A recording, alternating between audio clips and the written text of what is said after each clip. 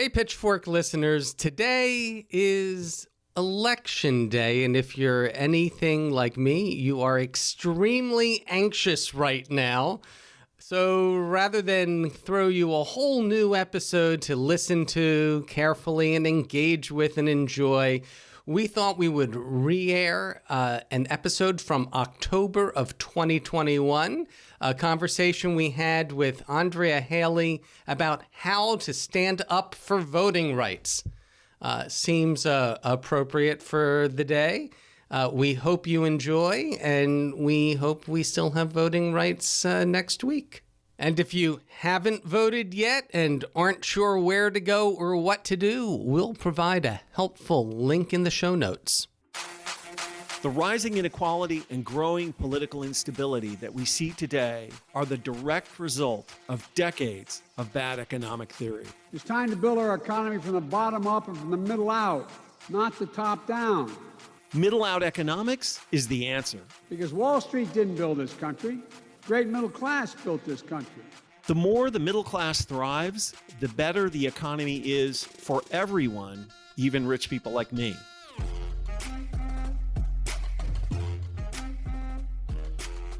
This is Pitchfork Economics with Nick Hanauer, a podcast about how to build the economy from the middle out. Welcome to the show.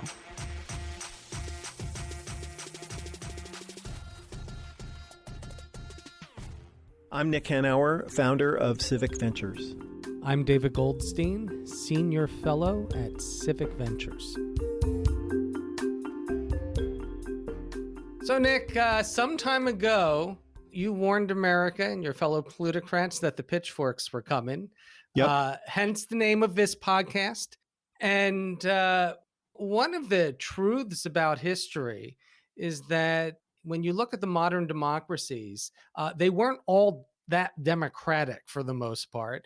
And the democratic franchise only expanded as a way to avoid pitchforks. Yeah. If you really look at the history of a lot of these voting reform acts over the years, in Europe in particular and elsewhere, it was, we better give more people the right to vote or else they're going to come at us. That's right. These rights were never given easily or willingly. They were pulling teeth. They were hard won. Right. And even when you look at giving women the franchise, both in the United States and in the United Kingdom, it happened at a time around World War I where women were needed in the workplace more than ever. And so it's like, oh man, they might not work if we don't give them the right to vote. I know. And that's how we ended up getting it in the end. It wasn't out of anybody's good graces that white men easily give up control. That's right. We're going to talk about voting rights today, Goldie, on an economics podcast for a very particular reason, which is that there's an enormous amount of data to suggest, I think, prove that prosperity in economies is largely a product of economic inclusion, and economic inclusion in turn is always a consequence of political inclusion. That one actually does precede the other, that you can't have economic arrangements that are good for most people if you don't have a political system which is responsive to the needs of most people. And for listeners who are interested in this subject, there is no better book on this subject than Why Nations Fail by Daron Acemoglu and James Robinson. And, in that book, they do this marvelous survey of history to show that there's this almost perfect correlation between political inclusion and economic inclusion and economic vitality, that you basically can't have one without the other. And so that's why, there's all sorts of reasons why the voting suppression nonsense is going on in the country right now is dangerous, but for sure it will end up being terrible for the economy. Right. So when, we've seen after the 2020 election around the country, Republicans trying they're doing their best to roll back access to polls, to make it harder to register to vote, to make it harder to vote, to make it easier for local authorities to suppress the vote. We would argue that that's not just bad for democracy in the long run. That's really, really bad for the economy. Yeah. To be clear, it may not be bad for the pocketbooks of the people at the very top of the pyramid who are attempting to cling on to what they have. Yeah. But Yeah. if you want a growing economy, you need most citizens to participate. And the participation takes all sorts of forms, including being fairly paid and being well educated and so on and so forth. And those are the things that high functioning democracies are very good at delivering. And authoritarian countries are terrible at delivering, because ultimately authoritarian governance creates massive amounts of concentration at the top. Obviously, we already have that in the United States, but the only way we're ever going to get out from under the kind of inequality that we have today is to have a set of economic policies that reflect the interests of the broad public, not just a few rich guys at the top. And so this is why voting rights are so critical to economic success and vitality, and why, everybody should be concerned about these issues. And so to get an update on the state of voting rights, voter registration, and alas, voter suppression in America, today we're talking to Andrea Hailey, the CEO of vote.org. I'm Andrea Hailey, CEO of vote.org. And at vote.org, we work to streamline the voting process to make voting accessible for all eligible citizens. Last year, we registered over 4 million voters, and we are working to register millions more. That's awesome. Great. Thanks for joining us. So voter registration obviously is one of the most talked about aspects of the 2020 election, both nationally and in particular places like Georgia, but it fell off the radar, as it does after elections. So give us an update. What are the trends and themes today?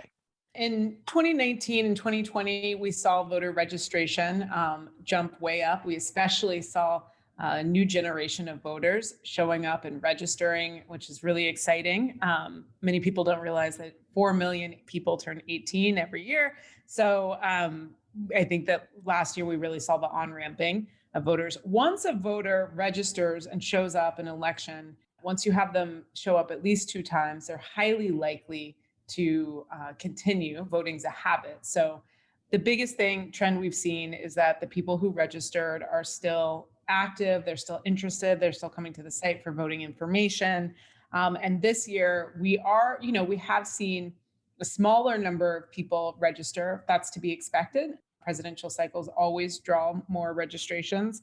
But the interesting thing is, I think last year we had about 16% of the eligible voting population using vote.org. This year, we've registered about 70,000 people so far. Obviously, this is a smaller number, but I think considering that it's sort of an off time between midterm elections and the presidential, we're still seeing a high volume of interest considering where we are in the election cycle.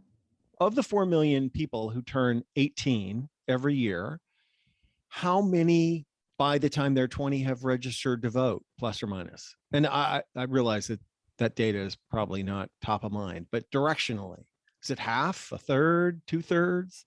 Historically, younger voters have, people don't start to really pay attention to voting in elections until they're older. Registration numbers go way up as people get older. Okay. What we saw this last election cycle, though, in 2020 was about an 11% jump in young voter participation. That's huge in voting world. You're usually looking to, it's big if you're making a 1% or 2% jump. So to have an 11% jump is like something that we haven't seen anytime in recent history.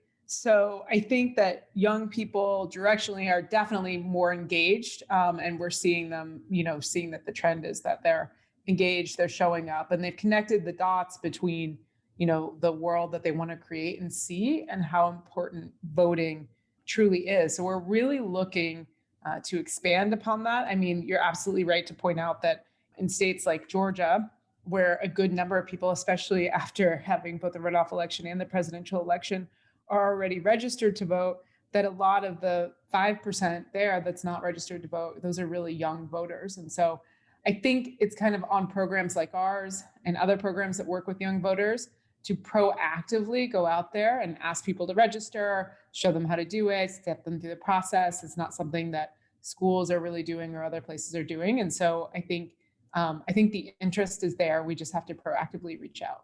Yeah. So how much of this is a process thing, as opposed to just trying to get people engaged? I mean, young people understand with how close the elections have been the last couple cycles that, they can change the outcome, right? So how hard is it to register and vote? And of course, how much harder are Republicans making it? I think it's absolutely a process thing. We know how to build and create systems in every state that would make it so the highest number of people possible who are eligible jump through those systems and get to an outcome. Like really in our country, we should have 80% voter turnout. But the issues with registration decrease participation, and some of them are meant to decrease participation. There are things we can do. 20 states in our country, as well as the District of Columbia, have automatic voter registration, for instance. And so in automatic voter registration, if you interact with the government agency, you're opted in to the registration process. You would have to proactively opt out. In states that don't have that, of course, you have to take it on yourself. And we see the numbers of registrants go up exponentially when states have automatic voter registration. We even have some states that still don't have, it's only a handful, but that don't have online voter registration. Well, if you don't have online voter registration, your numbers of young people registering to vote are going to be lower.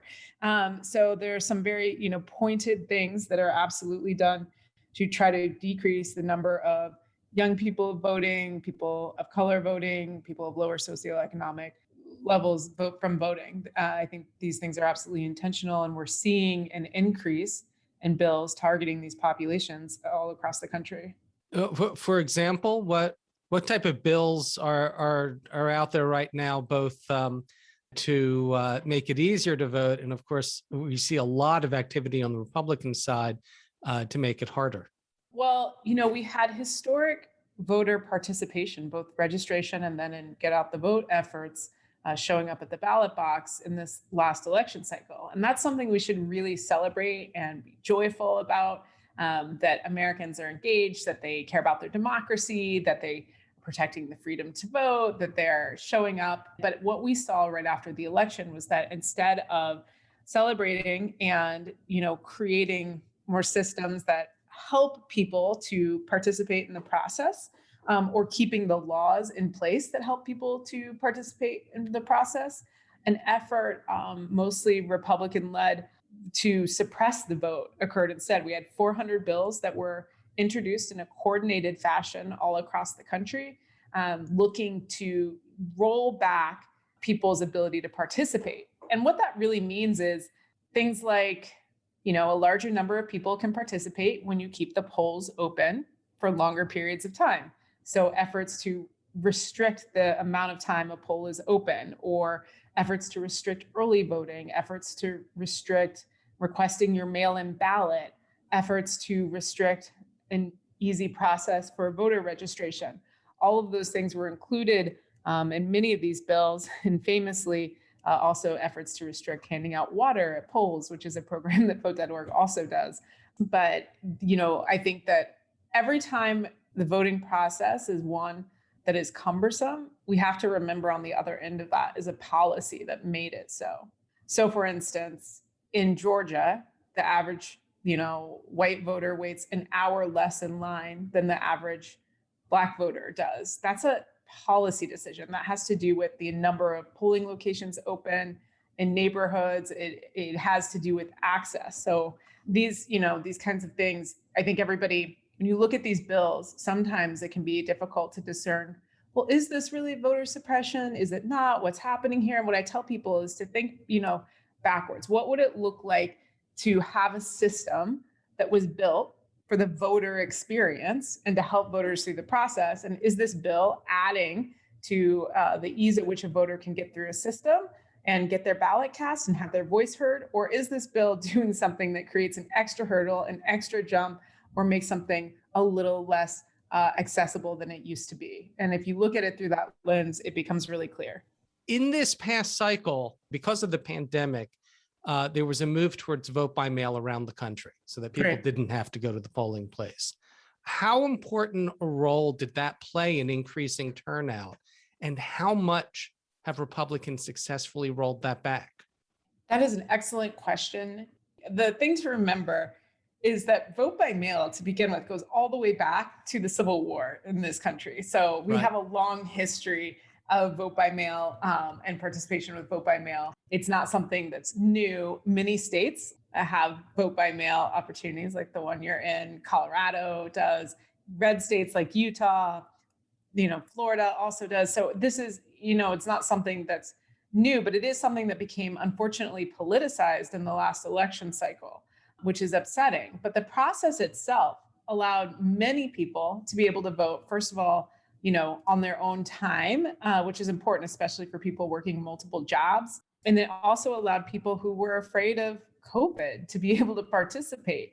And so I do think that allowing vote by mail in many states made access to the ballot box increasingly accessible for many people, especially in states like California, where they went ahead and mailed everybody their ballot. So I think there are things that we could do that are highly cost effective and efficient in allowing access, and vote by mail is definitely one of them.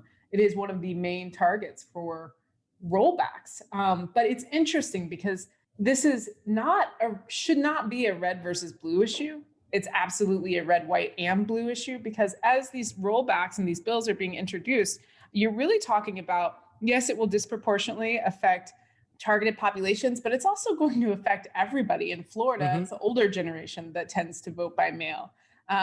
So it'll be interesting to see how much backlash there is to some of these bills. I don't think that this is support, rollbacks to vote by mail is not really supported by Republicans, Democrats, or independents. This is purely being done at the legislative level with very, very low constituent support. It's interesting. The history in Washington state is that vote by mail was initially supported by Republicans because they understood it to make it easier for older and rural and ex-urban voters to vote, which was their base. So early on, it was politicized somewhat, and they only started to oppose it once Democrats started using it in large numbers. Right. It's true. Yeah. Do you agree with our view that universal vote by mail is where we should be headed? I mean, in Washington state, we're just convinced that this is just the way we should vote. It's just so much better and so much easier and so much more effective. Yes, I mean, I think that it's definitely the direction that we should go in. We do need to remember that early voting is also important, and keeping polling locations open for people who may need assistance or things like that. So I don't think we should completely shut down or replace the ability to early vote in person, but I do think we should widen the ability significantly of people to participate by mail. So yes, I do agree with your viewpoint, with the just small caveat of that there are people who are going to need to go into a polling location for one reason or another. And so we need to make sure to keep those places open. So what are the best states and what are the worst states right now in terms of voting access? Oh, one of the best states is Colorado. California is doing a great job. Some of the worst states, right off the top of my head, we kind of see the same difficult actors time and time again. Texas, of course, is a big challenge. Vote.org recently filed a lawsuit in Texas trying to work to open up access. Mississippi is a place that is difficult. Indiana, where I'm from, unfortunately, has become expert at voter suppression. Georgia can be a difficult state, their voter purges and their history. And then there's some states that have a history of taking their online voting registration, sites down the day before the election or day before the registration deadline, things like that. And it happens every year.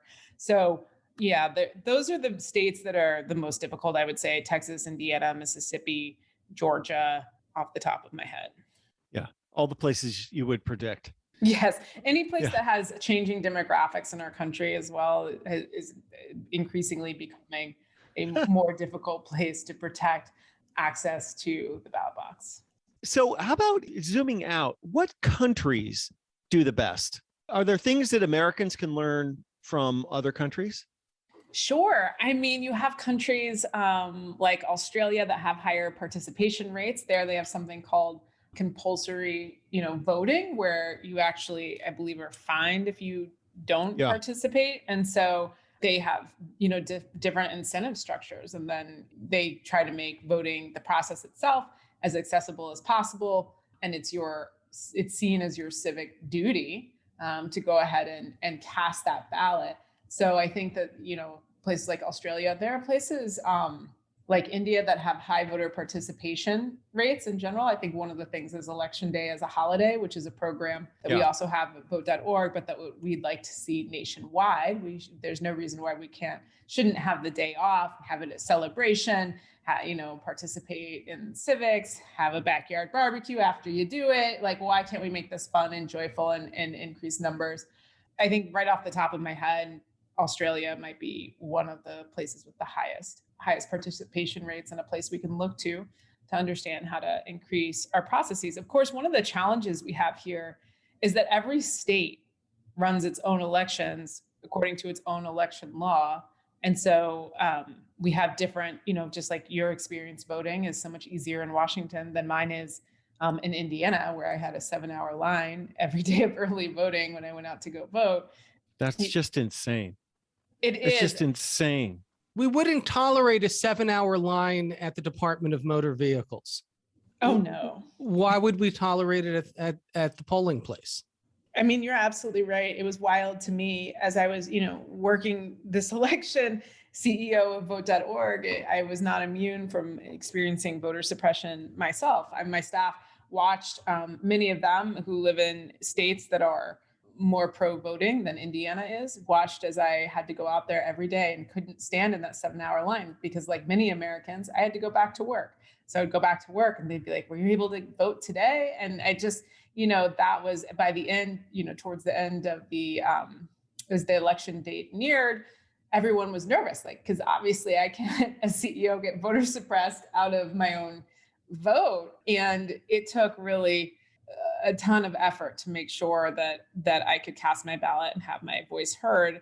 And it also affected my family members here in Indiana. And so to have that experience live in real time while, going on TV and giving interviews about the state of our nation, all of these things, I think that people don't necessarily realize the experience of people like me in places like Indiana, and how difficult it could be, and how a simple choice. I mean, they opened up 5 polling places for, over 1 million people.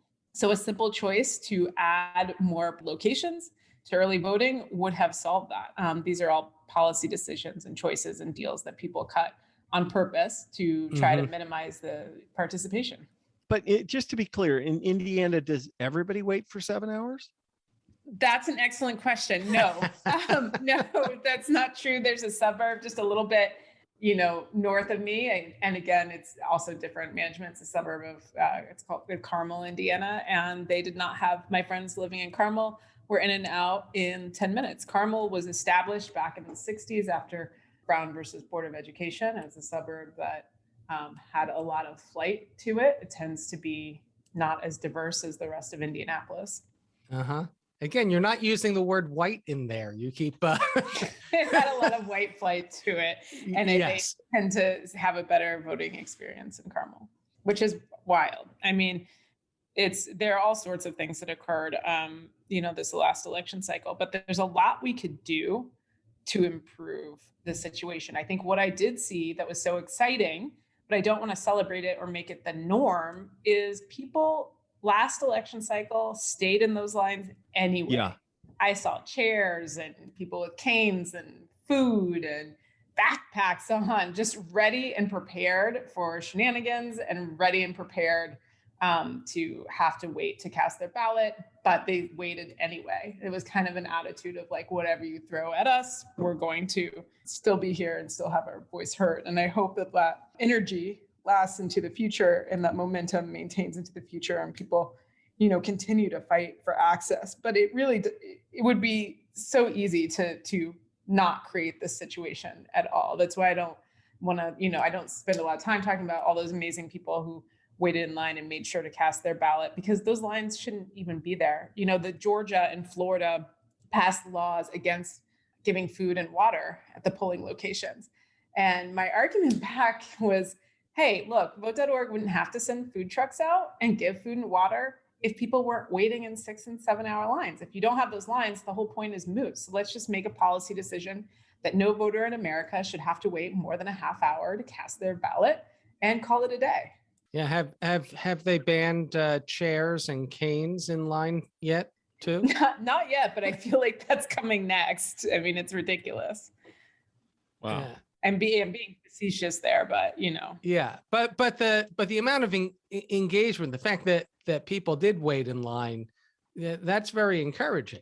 It is encouraging. I think in a way, I think America a lot of voters have woken up and they see that there's a system set up in many states that is set up, against their participation, and people are kind of working to overcome. I think there's a backlash to that. And I do believe that there'll be a backlash to these 400 bills that are seeking to suppress the vote further. I think after this last election cycle, people are not asleep. They're paying attention. They're also paying attention to their local elections, not just the presidential. They want to know what's happening in their mayor's race and in their city county race and things like that. And so I think that with that level of civic awareness, you become aware very quickly when people are trying to take away your vote, or they close the polling location close to you, or they refuse to mail you a ballot, these things that are so obviously process decisions that would make it easier to participate.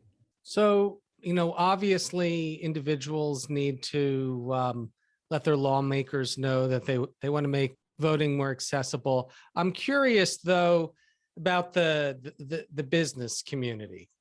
Obviously they spend a lot of money on politics. Citizens United allows them to do that. Some of them, we know, like Koch Industries, is intent on making it harder to vote for obvious reasons.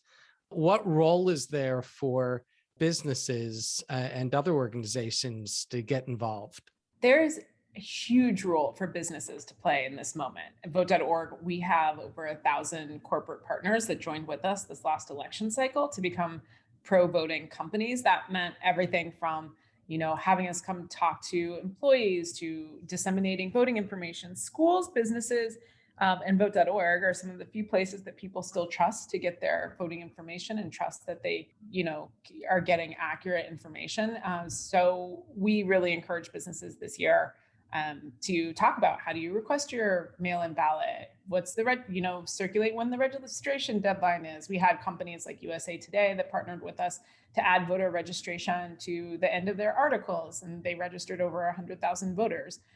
Businesses can also take a stand on, they could do things like have paid time off to vote, which is huge for employees. They can do things like stand up to these voter suppression bills, and they can also support positive bills like the John Lewis Voting Rights Act and the Freedom to Vote Act. I do think for a lot of companies right now, when it comes to the major federal legislation that could really solve a lot of what's happening in states right now, a lot of companies are just figuring out how to flex their muscle in service of democracy and freedom to vote.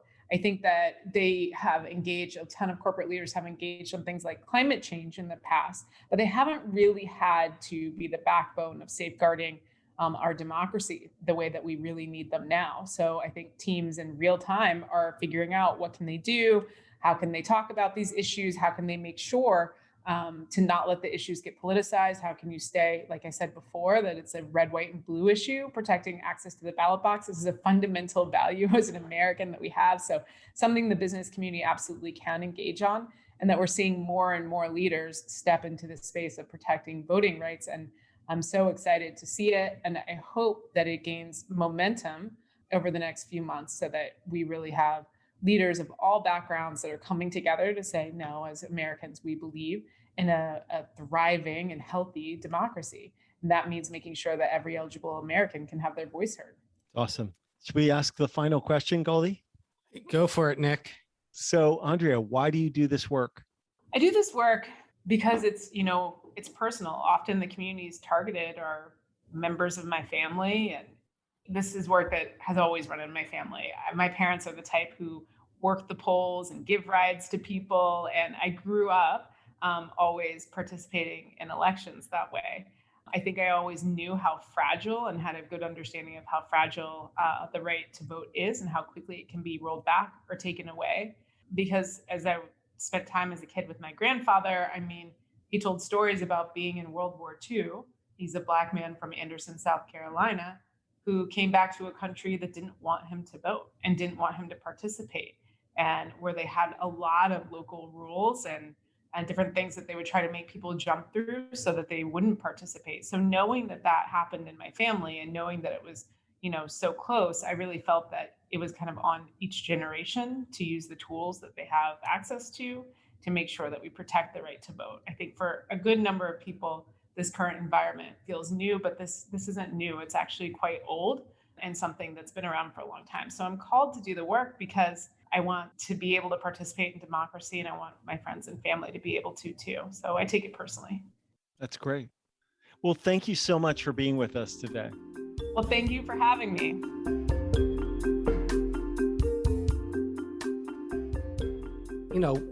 We learned from the Trump years and the response of Republicans after the 2020 election is how fragile our democracy really is, and how important it is for everybody to get involved, because if we don't, it can be taken away. Yeah. And in fact, they're trying to take it away. And it brings me back, Nick, to a comment you made earlier about how essentially authoritarian governments are not responsive to the wants and needs of the masses. And I think to a very particular instance of how important a vibrant democracy is. And that was right here in Seattle with the $15 minimum wage. We didn't get a $15 minimum wage here because the political elite decided, that would probably be a pretty good thing for the people and for the local economy.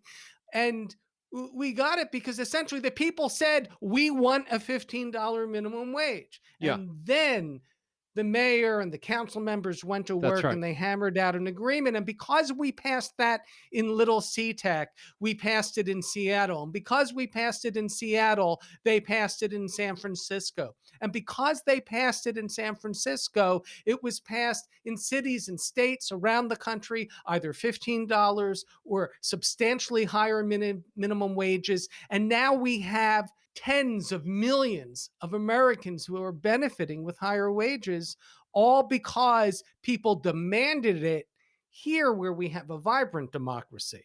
Had we been Mississippi or Texas or Indiana, as we've learned, well, it wouldn't have happened. It wouldn't have happened because we never, the politicians have no need to be responsive to voters when they can keep people from voting. No, you're absolutely right. Yeah, well, Andrea was fantastic, and yikers, let's hope she's successful.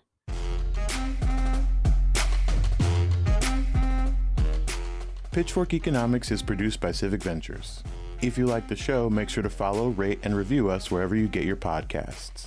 Find us on other platforms like Twitter, Facebook, Instagram, and Threads at Pitchfork Economics.